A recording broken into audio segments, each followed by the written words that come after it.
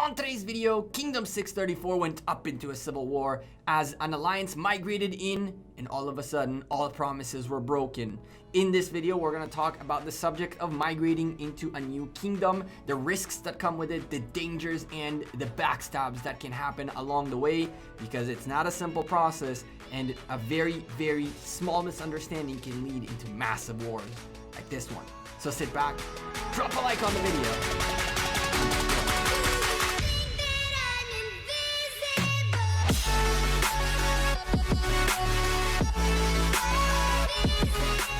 Hey there YouTube, welcome back to Gekko Gaming. Today a civil war broke in Kingdom 634 and we're gonna discuss it. Before we start the video, a couple of disclaimers.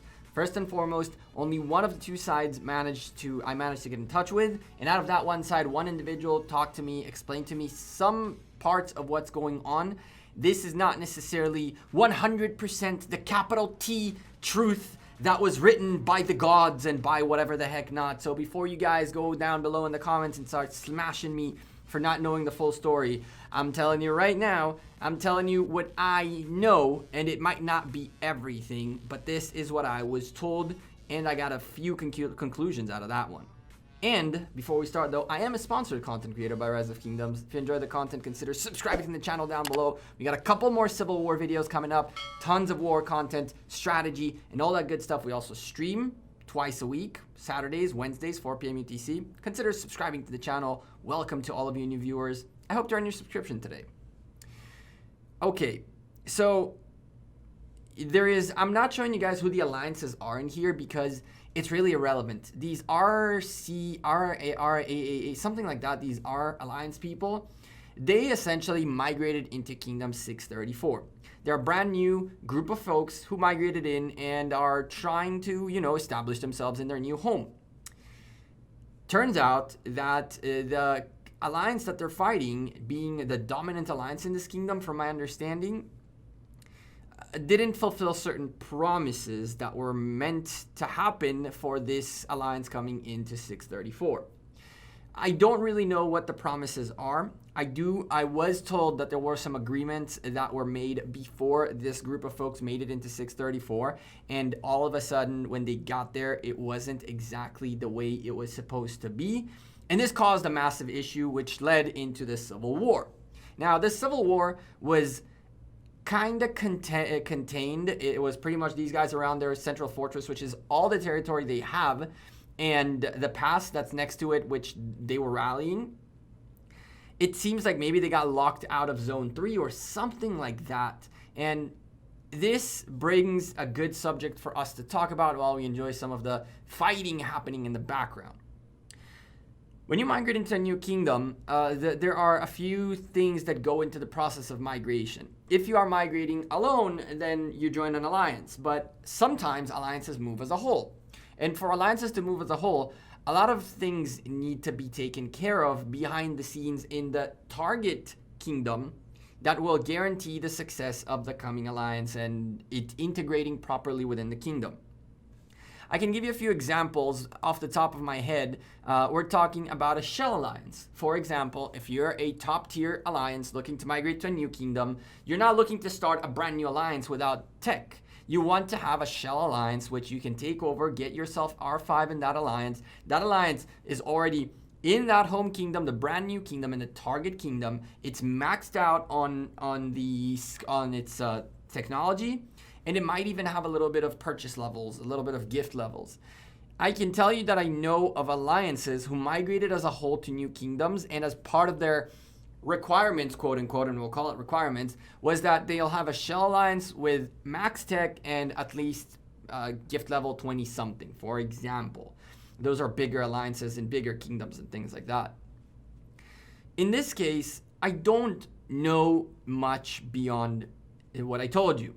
I've been told that once these guys got here, some of the promises that were made were not fulfilled.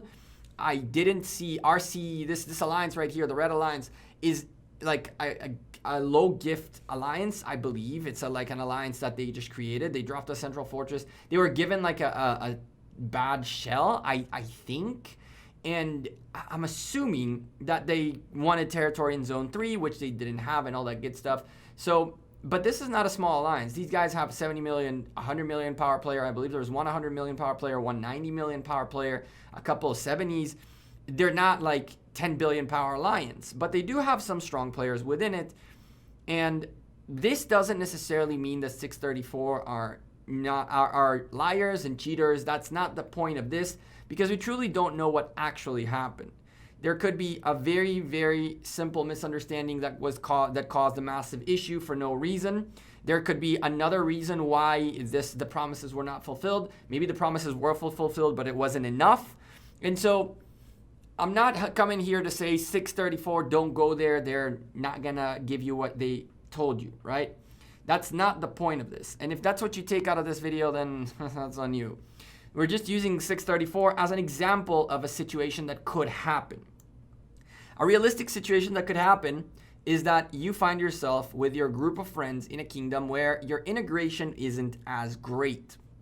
We have another Civil War video coming up in the next few days, hopefully. If you guys demolish the like button on this video, we hit, I don't know, like 300 likes maybe or something like that.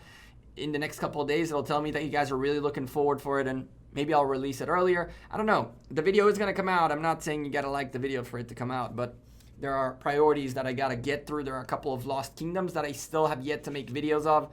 Lost Kingdom 35 is going crazy, and we have tons of footage that we've yet to show you guys. But when you migrate to a new kingdom, it's really problematic, because you need to make sure that the target that you go to is one that is good for you, that you can integrate well, and you also need to be able to have a backup plan. At the end of the day, once you migrated, you're locked in that kingdom for 30 days. And if you are locked in a kingdom where other alliances that are big alliances and potentially good alliances and powerful alliances have an issue with you being there because of whatever disagreement there was between the two, between you coming in and the locals, you're in trouble. There's 30 days that you got to stay on your toes, that you got to keep shielding, that you got to keep moving around, that you got to make yourself less of a target. And it's such a bad vibe.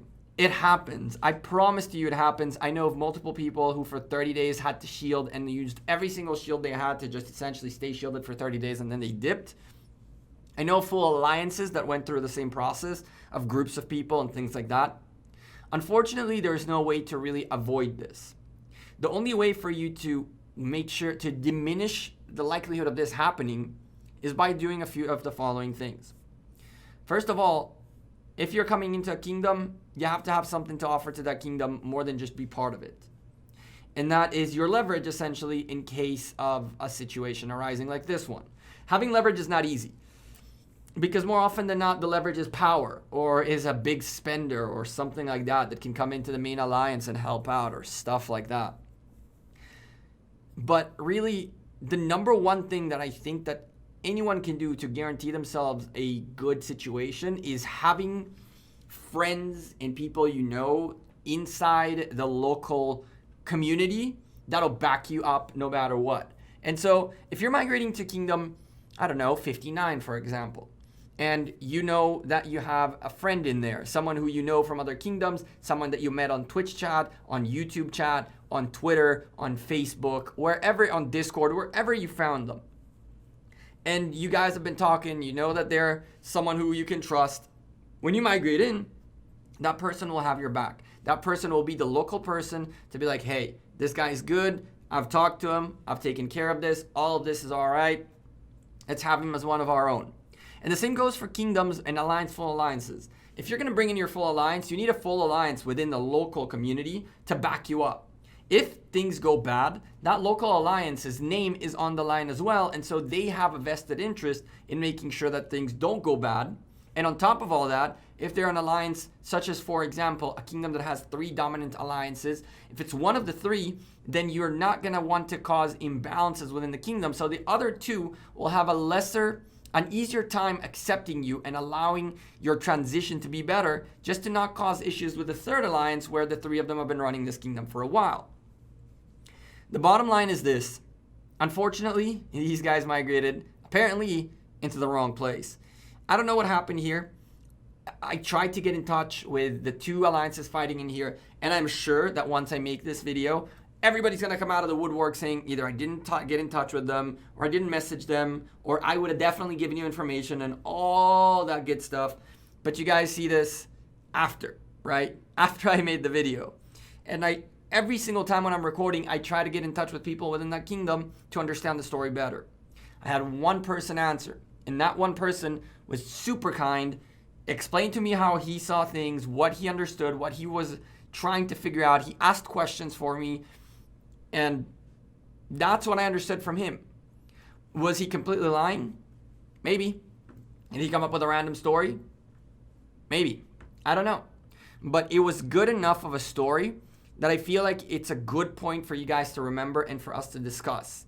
A civil war can break because of migration promises not being made. And I can tell you that civil wars happen when folks who are locals mistreat or down talk or don't respect the migrants coming in. Remember that when you allow folks into your kingdom and when you go into someone else's kingdom, it changes all the dynamic of the kingdom. And so if you're going to go and recruit people just to get more people, but then you're going to talk down to them, but then you're not going to share rewards with them, you're not going to give them fortresses or shrines or altars or sanctums and all that, and you're just going to be like, yeah, you're now meat shield, part of my kingdom. All that you're doing is causing friction, and you don't want to do that. Trust me when I tell you, you want to ensure that when you're migrating people in, those people are in tip-top shape. If you treat people correctly and you do your thing, that's the number one way for you to build a good kingdom. If you're letting migrants come in, remember, they're not migrants and we've been here before. Once they're in the kingdom, they're part of the kingdom. And if you consider them as migrants rather than as people of this kingdom, you'll never get through that friction, and it'll just cause issues long term. We have one more civil war that'll put an extra emphasis on this one, on this specific point. But for now, I'm Gekko. I'm out of here. Thank you guys very much for watching this video. If you guys found it informative, helpful, useful, you got to see a little bit of this mini civil war between a pass and a fortress and all that stuff. Make sure you drop a like on the video, subscribe to the channel, and all that good stuff. I'll see you guys sooner rather than later. Appreciate all the continued support lately. Have a good rest of your week. It's almost over, and take care. Peace.